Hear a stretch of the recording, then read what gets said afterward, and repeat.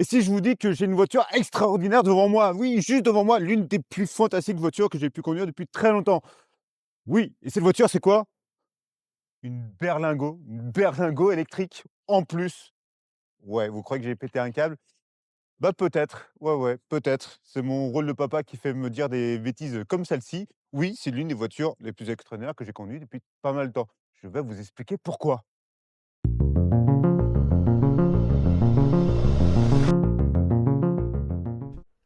Bon, OK, j'avoue, j'ai craqué. Donc, nouveau papa et donc évidemment aujourd'hui le rapport encombrement, espace à vivre, c'est vraiment un facteur assez important. Mais vous allez vraiment prendre ce berlingot et surtout en version électrique comme un, déplaçoir. C'est assez péjoratif, mais, ça veut bien dire ce que ça veut dire, un déplaçoir pour aller d'un point A à un point B. Mais vous allez le faire dans un confort somptueux. Vous allez le faire dans un espace à vivre gigantesque. Vous allez le faire dans un confort à la Citroën.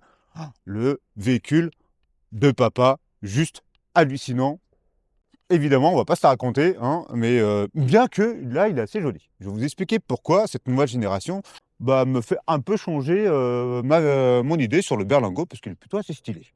Il est stylé déjà par cette nouvelle face avant. Là, on a entièrement changé, de style chez Citroën. Fini les, optiques déportées avec, la double lamelle, au niveau du logo. On intègre le nouveau style qu'on a déjà vu sur le C3 et surtout sur le concept Oli, donc avec le nouveau logo Citroën. Là, vous l'avez en belle facture, là, il est assez gros, imposant. Tout ça, avec les nouveaux optiques 3 bandes, 3 barres, donc en forme de C, ça dépend quel sens on voit et en plus le tout relié par cette bande noire qui est comme chevronnée. De plus, comme on est dans une finition XTR, donc plutôt, stylé, plus SUV, bah, ils ont mis les moyens, hein, dans cette face avant pour faire quelque chose de robuste, de sportif, avec un gros bouclier enveloppant. Ici, un gros bloc massif noir qui intègre les, feux de, anti-brouillard et aussi les petits clips qui peuvent s'interchanger. Ça, c'est une nouvelle, raison de vivre de Citroën. Vous l'avez aussi chez, le C3 et vous l'aurez aussi dans d'autres nouveaux modèles ou un certain lifting d'une C4 dans pas longtemps. Ça, c'est un autre sujet. Vous avez ces, là, ici, comme des grosses écopes d'air, vous avez des lamelles un peu partout et ici, une sorte de sabot, qui ne l'est pas, hein, gris, donc qui donne vraiment ce côté SUV à ce berlingot.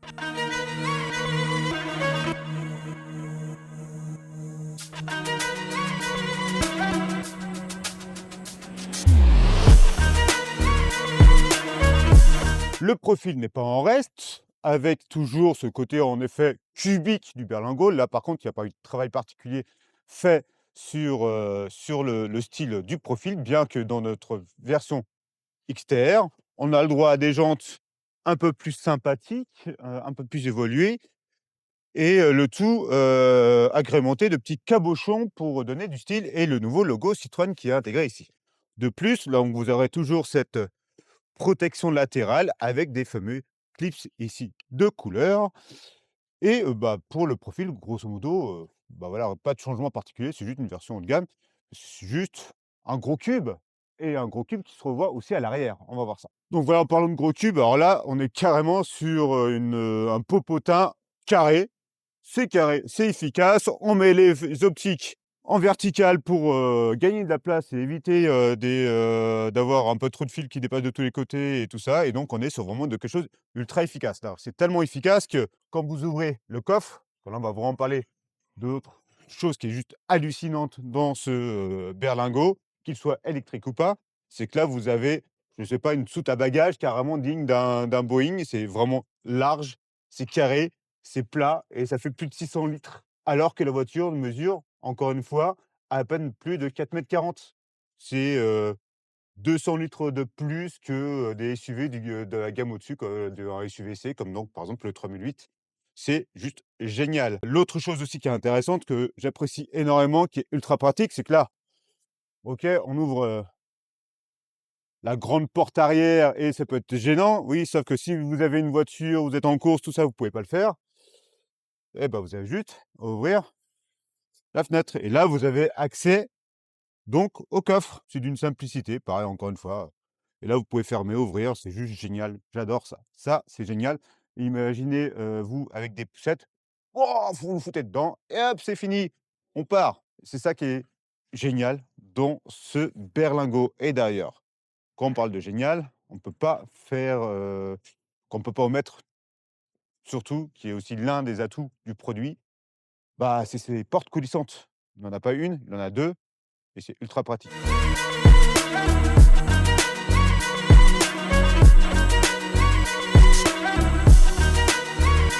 Ces fameuses portes coulissantes, c'est magique et ces portes coulissantes, de plus, s'ouvrent sur, non pas une banquette, mais 3 sièges identiques indépendants.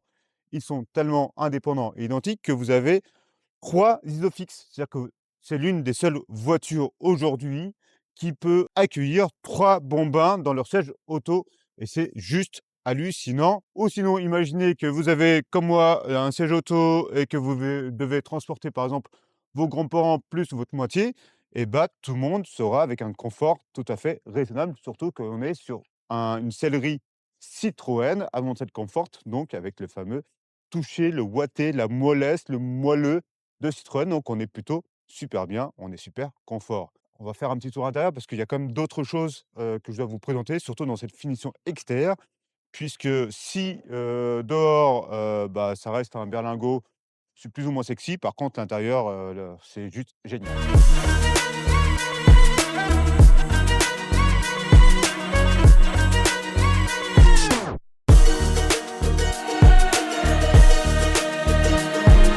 Et nous voici sur ce fameux rang 2. Et comme vous pouvez le voir, les sièges sont plutôt vraiment très beaux, très élégants. Donc là, vous avez un superbe tissu, que c'est coloré, donc ça reste confortable. C'est extrêmement pratique. Évidemment, on peut tout faire basculer et ça devient un plancher plat. Oui, c'est un vrai déménageur, c'est juste génial. Chose que je vais pas faire là, mais cerise sur le capot ou plutôt sur la tablette, vous avez juste à faire ça et vous avez aussi 2 tablettes pour les gamins, c'est plutôt sympa. Vous avez aussi une gestion derrière de la climatisation, vous avez une prise USB, il y a vraiment tout ce qu'il faut, mais l'un des atouts majeurs donc de ce véhicule, c'est quoi? C'est, pour les gamins, hein, surtout et même pour, l'ensemble de la famille, c'est que vous êtes baignés de lumière et ça, je vais vous montrer ça, c'est grâce à un toit panoramique totalement, disruptif et c'est le seul à avoir, cette chose-là, donc il faut vraiment parler.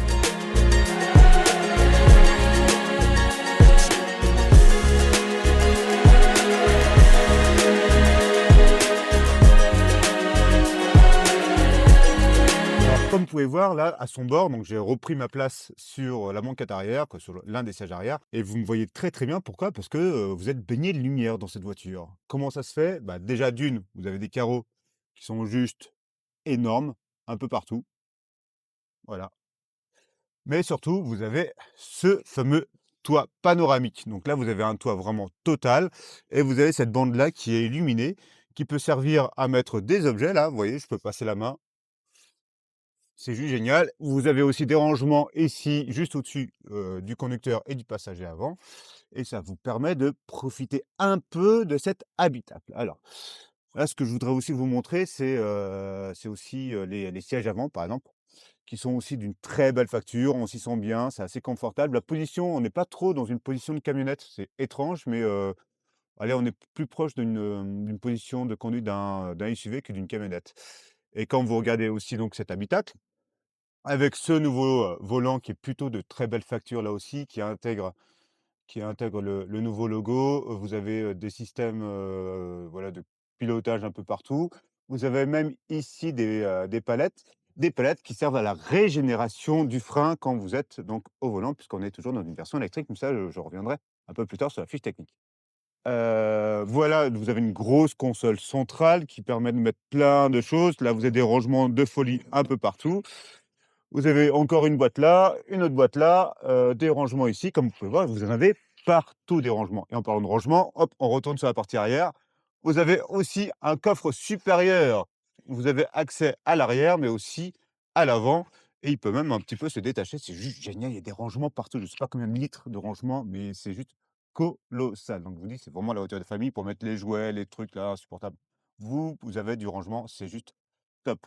Il y a des matières vraiment nouvelles qui sont un peu sympas, comme par exemple ces plastiques, mouchetés de bleu. C'est assez mignon, c'est du recyclage, c'est top.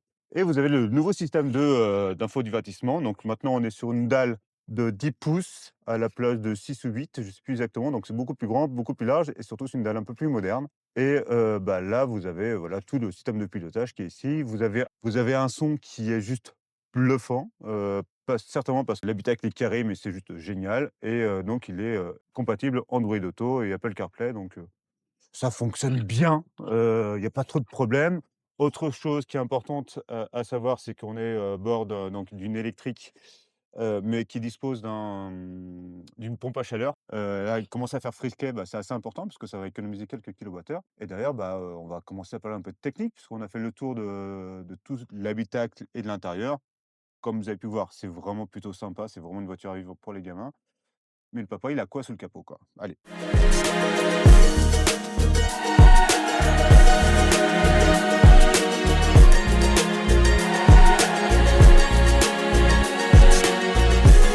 Que là, vous avez un véhicule de un peu plus de 4,40 m, donc moins grand qu'un 3008 ou qu'un Tiguan. Là, on parle de quand même, 15-20 centimètres de moins et pourtant vous avez un espace intérieur gigantesque, vraiment gigantesque. À tel point que sur la partie banquette arrière, en fait, vous avez 3 sièges indépendants. 3 sièges indépendants, mais attention, capables de recevoir 3 Isofix. Super important pour les petites familles, c'est que vous avez la possibilité de mettre 3 sièges auto derrière. C'est l'une des seules voitures aujourd'hui en vente capable d'accueillir 3 sièges auto sur la même rangée. C'est vraiment super important. De plus, vous avez un coffre, mais alors là, ça n'a rien à voir, c'est carrément délirant, un peu plus de 600 litres.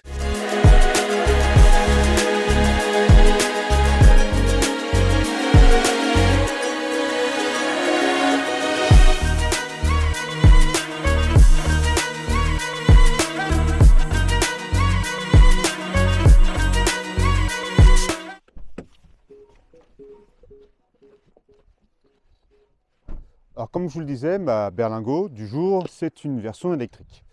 Donc, ce qui implique, évidemment, la recharge. Et la recharge, se passe plutôt pas si mal que ça, puisqu'on est sur une puissance embarquée de 100 kWh, 100 kW pardon, sur une prise rapide. Donc, ce qui permet une recharge de 20-80% en moins d'une demi-heure. Et la bonne nouvelle, c'est que c'est plutôt assez stable au niveau de la courbe de recharge, donc c'est vraiment plutôt pas mal. En courant alternatif, donc sur borne publique non rapide, vous allez pouvoir profiter de 11 kW, ce qui est plutôt là aussi dans une bonne moyenne. Donc la batterie fait à peine plus de 50 kWh. Cette fois-ci, on est en capacité. Donc ça va plutôt assez vite, il faut qu'on aura compté aux alentours de 5 heures de cette façon-là. Ou sinon carrément chez vous, et c'est là où vous aurez beaucoup plus d'économies. Donc ça dépend si vous avez 2-3 kW en puissance, mais bon là il faudra compter toute la nuit. Pour faire simple, 8-9 heures. Ceci dit, vu qu'elle consomme, voilà, en périurbain, elle consomme quelque chose comme, là j'étais dans les bonnes conditions, entre 15 et 17. Aujourd'hui il a commencé à faire un peu plus froid, donc j'ai enclenché le chauffage. La pompe à chaleur fait bien son boulot, c'est déjà une bonne chose, donc vous avez du eau assez rapidement, mais donc ça va plutôt être là entre 17 et 19. Ceux qui ont un gabarit tel que le sien est plutôt pas mauvais, non, c'est plutôt assez surprenant. Et sur autoroute, voilà, comme toutes les électriques, on va tomber à entre 22 et 24, donc il va falloir faire des recharges régulièrement, ou sinon, si vous faites vraiment beaucoup de route, malheureusement, il va falloir se passer de l'électrique et passer plutôt au diesel, puisque là, Citroën profite du 1,5 L Blue HDI, qui est plutôt assez efficace, avec la boîte automatique, donc c'est plutôt une très bonne solution.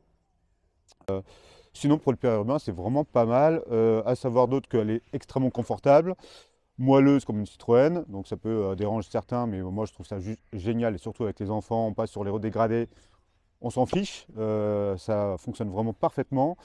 Et au niveau de puissance électrique, il y a toujours de la réserve, donc c'est extrêmement agréable. On peut même s'amuser à faire un peu comme des GTI, hein. Au démarrage, c'est vraiment extrêmement puissant et agréable. Donc, le seul hic, c'est malheureusement le prix, hein, mais comme toutes les voitures, voilà, tout a pris de l'inflation. Donc là, avec cette finition haut de gamme et ce moteur électrique, la gamme iBerlingo, c'est entre 30 et presque 40 000 euros.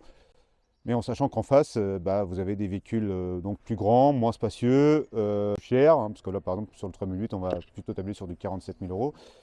Non, vraiment, j'étais plutôt surpris par le plaisir de conduire ce berlingot et surtout le nouveau look. Moi, j'apprécie vraiment cette nouvelle face avant qui ne fait pas du tout utilitaire, comme le faisait l'ancien. C'est un beau travail qu'ils ont fait. Finition extérieure qui lui va vraiment parfaitement bien. La sellerie joue vraiment bien son rôle.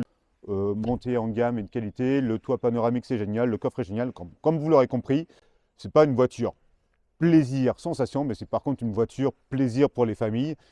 3 sièges indépendants, Isofix, non, c'est vraiment top, facile, compact. Ah oui, l'une des choses par contre qui est certainement un défaut, en dehors de ça, c'est qu'elle est large. Pour avoir 3 sièges à l'arrière, évidemment, elle est un peu plus large que les autres. Donc il faut faire attention hein, aux largeurs, aux trottoirs, aux places de parking. Mais bon, comme vous avez la porte coulissante, c'est assez simple, ça m'est déjà arrivé donc coller à quelqu'un dans un parking, mais porte coulissante, pas de problème pour dégager le gamin qui était derrière. Donc encore une fois, bonne surprise. Et je ne comprends pas que je puisse aimer un véhicule de la sorte. C'est bizarre. J'étais persuadé que je préférais les M3, les M3 Break, les Porsche Panamera. Qu'est-ce qu'on peut aimer d'autre des Mercedes AMG. Non, c'est une Citroën.